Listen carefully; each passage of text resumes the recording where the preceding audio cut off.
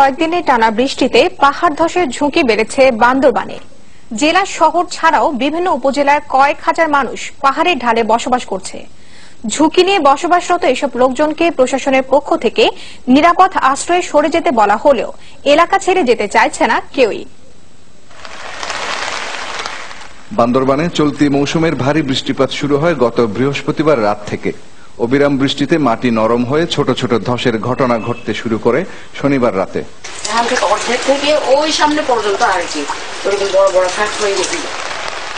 গত কয়েকদিনে শহরের কালাঘাটা, বড়ুয়ারটেক, ইসলামপুর, কাশেমপাড়া সহ বিভিন্ন এলাকায় এরকম বহু ধসের ঘটনা ঘটেছে।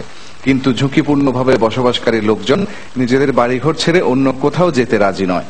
আমাদের মলো বাঁচলো এখানে থাকতে হইবে, আমরা যাবো কই? প্রতি বছর বৃষ্টির দিন আসলে তারা বলতে থাকে এখান থেকে সরে যান, এখান থেকে নিরাপদ আশ্রয় কোথায় আপনার?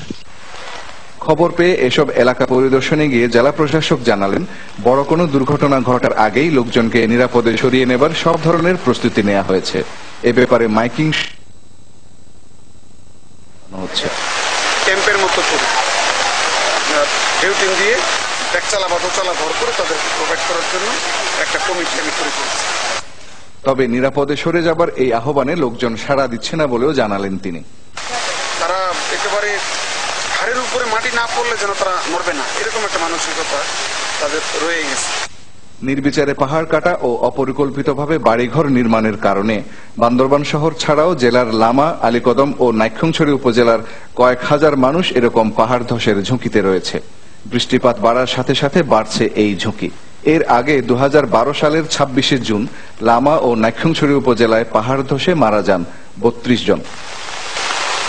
ফরিদুল আলম সুমন, চ্যানেল 24, বান্দরবান।